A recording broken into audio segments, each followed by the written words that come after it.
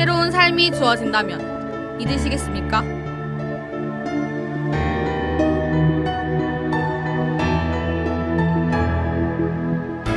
말라가는 생명의 씨앗.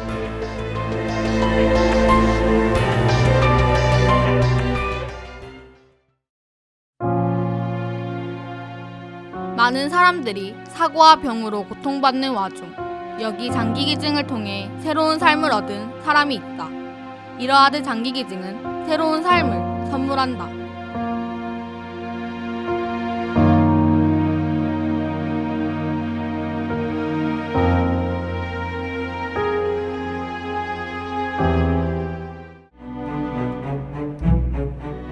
이러한 장기기증은 과거 장기밀매라는 오명을 받았었다.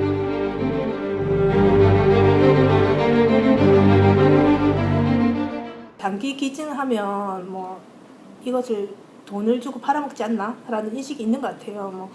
계속 그런 영화들이 나오고 실제로 지금도 중국이나 동남아로 가서 원정이식 매매를 통한 그런 원정이식을 하고 있는 사람들도 있고요. 저희들이 처음에 일을 할 때 우리 코디네이터 선생님이 이제 신고를 받고 병원에 갔을 때 어떤 보호자들은 화를 내거나 욕설을 하거나 심지어는 폭행을 하려고 했던 분도 있었어요.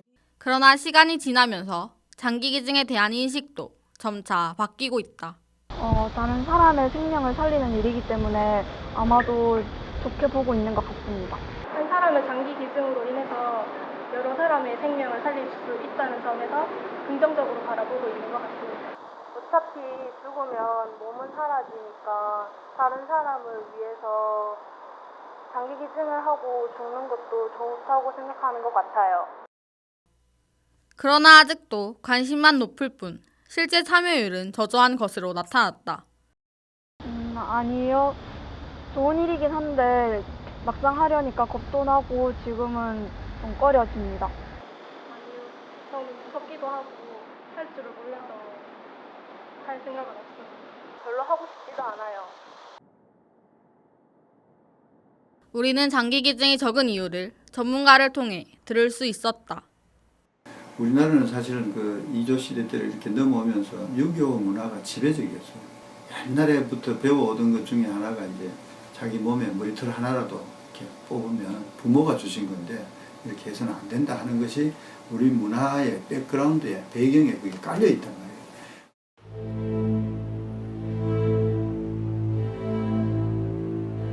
하지만 이유는 이것뿐만이 아니었다. 한국장기기증원에서는 법적 절차 또한 문제로 지적하였다. 그 법에 따른 순서가 거의 최소한 1박 2일이 걸리도록 되어 있습니다. 근데 우리나라는 내사로 추정된 환자분이 보호자가 기증에 동의하면 내사 판정을 받거든요. 그렇기 때문에 동의율이 떨어지는 것도 있고요. 약물로 겨우 지속을 하고 있는데 1박 2일을 견디지 못해서 심장이 이제 멈춘다든가 기증을 못하고 이런 분도 종종 있으세요. 법이 만든 지 한 지금 10몇 년이 지났기 때문에 어떤 식으로 보완이 돼야 된다 이런 말들은 각곳에서 나오고는 있습니다. 뇌사 판정은 6시간 간격으로 2번에 걸친 뇌사조사와 뇌파검사 그리고 뇌사판정위원회의 만장일치로 결정된다. 뇌사자는 평균적으로 72시간을 약물로 버틸 수 있는데 그 시간을 절차를 밟는 데 허비하고 있는 것이다. 뇌사판정위원회라는 걸 대부분 밤중에 이렇게 진행이 되는 게 많으니까 그때 또 그 위원들을 다 불러가지고 회의를 하고 또 거기는 비전문가도 있고 이런데 윤리학자도 있고 성직자도 있고 이렇게 여러 사람들이 있는데 그 사람들이 어떻게 이제 그 뇌사 판정을 할 수 있느냐는 거죠. 근데 그 판정위원회는 뇌사 조사했는 거에 대한 제대로 조사했는지 그것도 보지만 이제 그 외에도 기능이 이 사람이 사고 나고 이렇게 해가지고 온 경위가 장기를 기증하는데 큰 문제가 없는가, 법적인 문제가 없는가 이런 것도 같이 판정을 하니까 그런데 사실은 이제 그런 그 과정들이 장기를 기증하는 그 자체에는 크게 도움이 안 되는 그런 거예요. 그러니까 외국에는 이런 시스템이 없단 말이죠.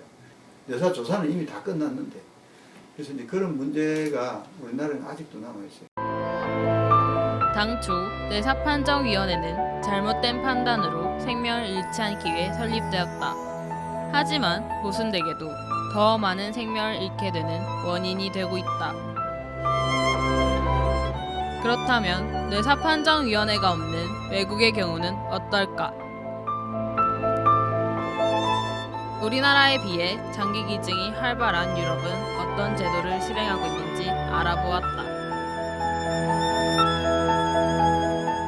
유럽에서 기증이 많이 되는 나라가 있어요. 스페인이나 다른 나라들. 본인이 기증하지 않겠다고 하지 않은 사람들 중에는 다 기증을 하는 것으로 생각해요. 그런 분들이 내 상태에 빠지면 다른 기증 절차를 그냥 자연스럽게 밟는. 우리나라는 어쨌든 뇌사로 추정되는 환자분들을 보호자가 동의를 해야 뇌사 판정을 할 수 있는 이 구조가 좀 그렇게 되어 있잖아요.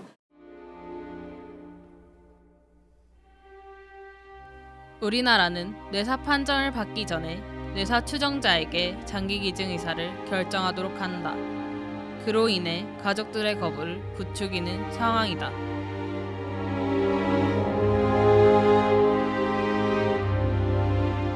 많은 전문가들이 우리나라 제도의 개선을 주장하고 있다. 신장 응급도가 없어요. 그러니까 중한 사람이 없는 거죠.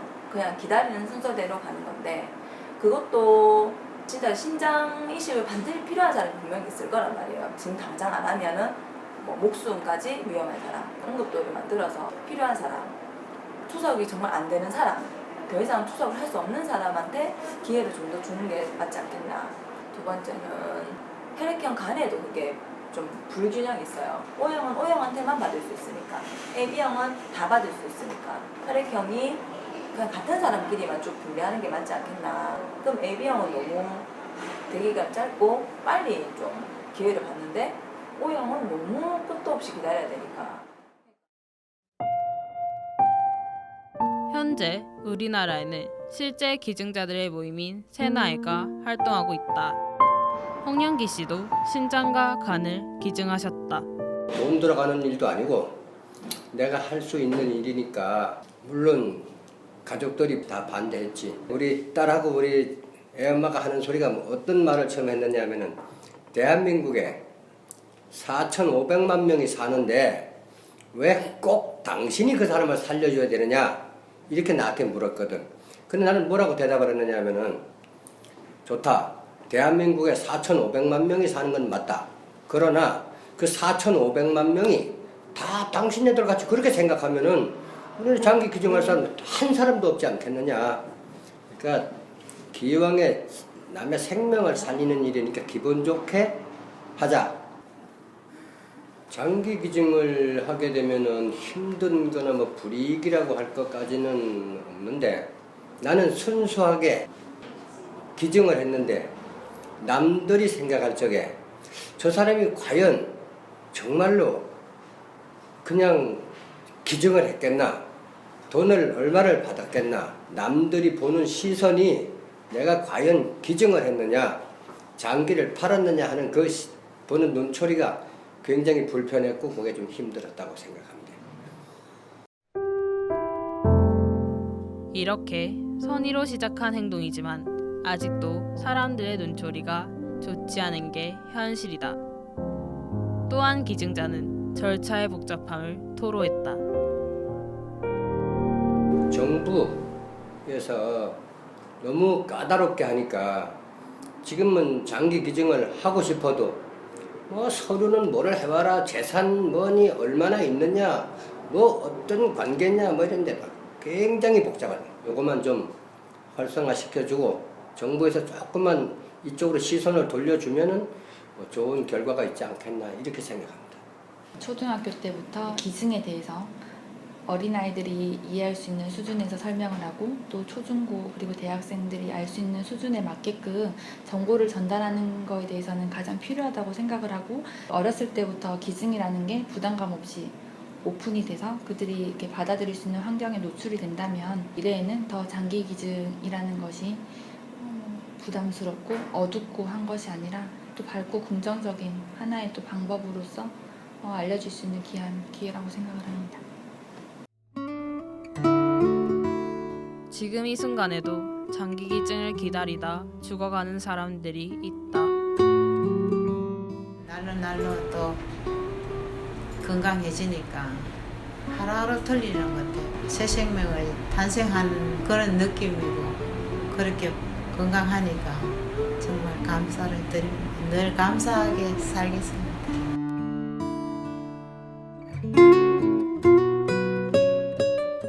우리는 무지와 오해로 그들을 놓치고 있는 것은 아닐까?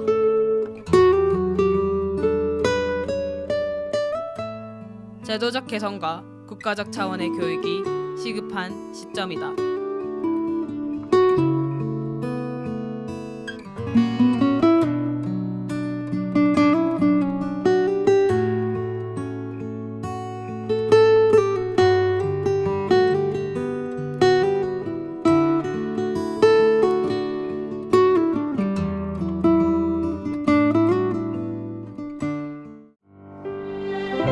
지금까지 시간 제작 47기 보도부 기술 영상 이하윤 전인권 앵커 박소정 정민이었습니다.